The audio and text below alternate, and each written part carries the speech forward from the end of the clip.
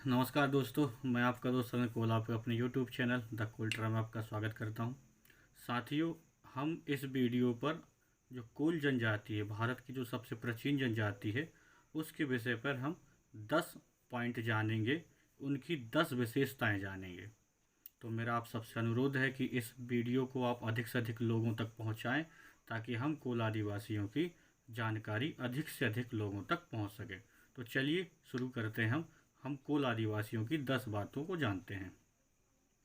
तो साथियों, सबसे पहली बात है कि जो कोल जनजाति है, यह भारत की सबसे प्राचीन जनजातियों में से एक है। और यदि अगर मैं कहूँ कि यह भारत की सबसे प्राचीन जनजाति है, तो कोई बिल्कुल आश्चर्य की बात नहीं है। यह जनजाति भारत की सबसे प्राचीन जनजाति है। दूसरा साथियों, यह जो कोल जनजाति है, यह प्रोटो अस्ट्रोलाइट समूह के अंतर्गत आती है, जिसे हम लोग कोलारियन समूह भी के नाम से जानते हैं।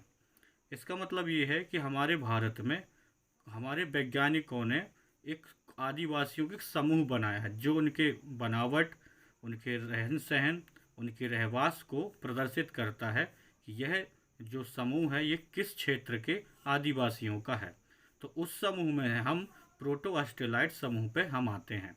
तो इससे यह जाहिर होता है कि प्रोटो ऑस्ट्रेलाइड की जितनी भी प्रजातियां हैं, वो सब हमारी ही कहीं ना कहीं हमारे अंश हैं। यह हमारे डीएनए से यह बात साबित हो जाएगी।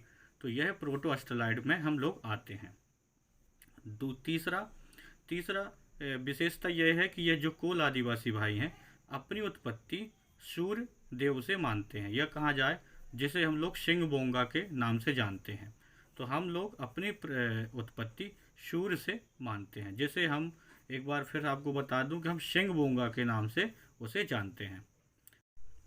और इसी के साथ साथियों, जो चौथी जो विशेषता है हमारे कोल आदिवासी भाइयों की, उसमें से ये है कि यह बहुत ही निडर, साहसी, बलवान होते हैं और यह स्वतंत्र रहना पसंद करते हैं। इससे यह देखने में आता है कि जो हमारे इतिहास में कहा जाए तो बहुत सारे संघर्ष हुए हैं आदिवासियों के। उनमें से हम कोल आदिवासियों के भी अंग्रेज़ों के साथ बहुत ही संघर्ष हुआ है, क्योंकि जब अंग्रेज हमारे कोलों के ऊपर राज करने का प्रयास किया, तो हमारे कोल भाइयों ने उनका विरोध किया। इसलिए इससे साबित होती है कि हम आदिवासी कोल आदिवासी भाई स्वतंत्र रहना पसंद करते हैं। पांचवी विशेषता ये है कि आज भी हम कोल आदिवासी भाई अपने पुरखों के द्वारा बनाए गए परंपरा, रीति रिवाज, संस्कृति उसको मानते हैं, और उसी से हम अपनी समाज का संचालन आज भी हम पीढ़ी दर पीढ़ी करते आ रहे हैं। छठवा ये है कि अगर आप किसी कोल बहुल्य क्षेत्र में जाएंगे, तो आपको एक विशेष खासियत ये मिलेगी कि हर एक कोल आदिवासी के घर में उनके कुल देवी देवता विराजमान रहते हैं। और यह हर एक कोल आदिवासी भाई के घर में बिल्कुल आपको 100% मिलेंगे।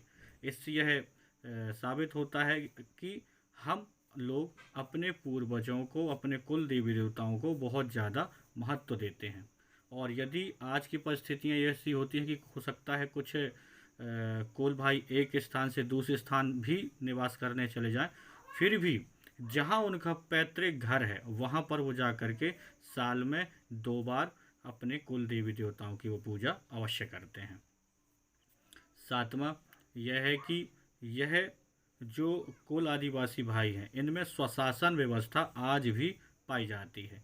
हाँ, कुछ क्षेत्रों में अब यह धीरे धीरे समाप्त होने की कगार पर है, परंतु ये अगर आप अच्छे से रिसर्च करेंगे या कहीं भी हमारे स्टेट में जाएंगे जहाँ जहाँ पर ये कोल आदिवासी भाई निवास करते हैं, तो उनके पास आपको स्वशासन व्यवस्था पाई जाएगी। स्वशासन व्यवस्था का मतलब है कि जो भी अपनी समाज को चलाने के लिए हमारे कोल भाई आपस में बैठ करके जो भी निर्णय लेते हैं, वह स्वशासन के तहत आता है। मतलब अपने द्वारा बनाए गए निर्णयों से अपनी समाज का संचालन करना, वही स्वशासन व्यवस्था के तहत आता है। आठवां ये है कि यह भारत के लगभग 10 राज्यों में निवास करते हैं। यह जो जानकारी है हमारे पास जो है, यह कोल आदिवासी भाई भारत देश के लगभग 10 राज्यों पर यह निवास करते हैं। और नौमा, यह कृषि, मजदूरी, दोनों कार्य करते हैं। हमारे जो समाज है वह कृषक वर्गीय है, और कहीं कहीं हमारा यह मजदूर वर्गीय भी है, और दोनों कुछ के हमारे भाई किसान का भी काम करते हैं और कुछ लोग हमारे मजदूरी का भी काम करते हैं। तो यह भी इनकी एक विशेषता है।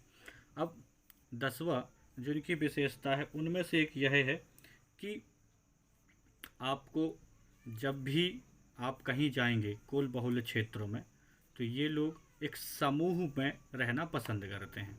मान लीजिए आप किसी गांव में जाएंगे, तो जहां भी कोल आदिवासी निवास करते होंगे, वह अपने ही 10-12 भाइयों के साथ मिलकर के एक टोली बना लेते, एक मोहल्ला बना लेते हैं जिसे कहा जाए, जिसे कोल कोलारियन मोहल्ला या कोल मोहल्ला के नाम से जानते हैं। इससे साबित होता है कि हमारे जो पूर्वज थे वह कबीली कबीला जो समूह कहलाता है उसको ये मानते थे, और कबीलों में रहना ये पसंद करते थे। इसलिए यह जो समाज है हमारी, यह कबीलों में रहना और यह एक समूह में रहना पसंद करती है। तो साथियों, यह एक जो मैंने आपको बताया, एक कोल आदिवासियों की विशेष ये पहचान है, या कहा जाए तो एक किस्म से उनकी एक विशेषताएं हैं। तो ये कैसा वीडियो आपको लगा, अधिक से अधिक लोगों तक इसको शेयर करिएगा, और कमेंट ज़रूर करें, क्योंकि आप जब कमेंट करते हैं तो हमारा मोटिवेशन होता है, और हम आपके कमेंट से सीखते हैं कि हमें अपने वीडियो पर और क्या सुधार करना है। तो अधिक से अधिक लोगों तक ये ज़रूर वीडियो पहुँचाएँ। नमस्कार।